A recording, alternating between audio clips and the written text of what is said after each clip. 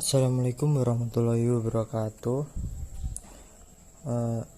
Perkenalkan, nama saya Arya Maulana Saputra, NIM 2121211143, kelas HKI 1D, mata kuliah Hukum Keluarga Islam.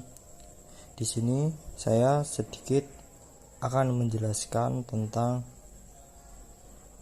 sumber hukum keluarga. Sumber hukum keluarga di Indonesia itu ada dua, hukum Islam dan hukum lainnya. Mengapa harus ada hukum Islam dan hukum lain? Karena negara Indonesia mayoritas beragama Islam, itu tidak mengakui berupa negara Islam, namun mengakui adanya otoritas Islam, sehingga ada hukum Islam dan hukum lainnya. Hukum Islam itu satu, mayoritas dipengaruhi oleh mayoritas agama Islam. Yang kedua, mengakui otoritas.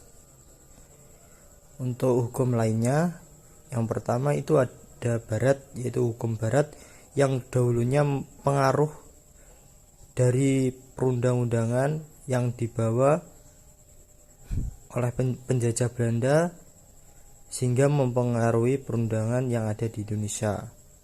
Yang kedua, hukum adat.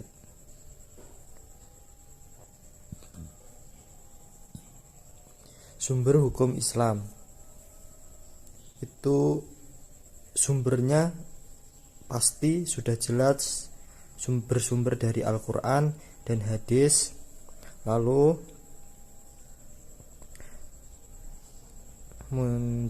dipelajari, muncullah fikih.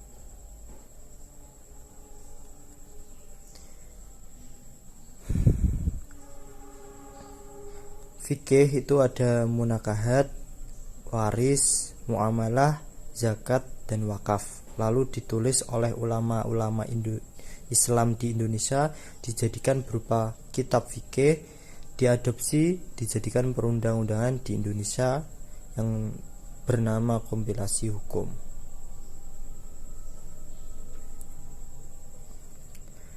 Sumber hukum lain itu Barat. Hukum Barat ini menganut biobuk, hukum secara perdata yang sudah lama dianut oleh Belanda. Yang kedua itu hukum adat, itu hukum Barat yang diakomodasi atau diadopsi sehingga munculnya perundangan perkawinan. Untuk asas hukum keluarga, yang pertama ada asas monogami, yang kedua ada asas konsensual, yang ketiga ada asas persatuan bulat, yang keempat ada asas proporsional. Oke, terima kasih.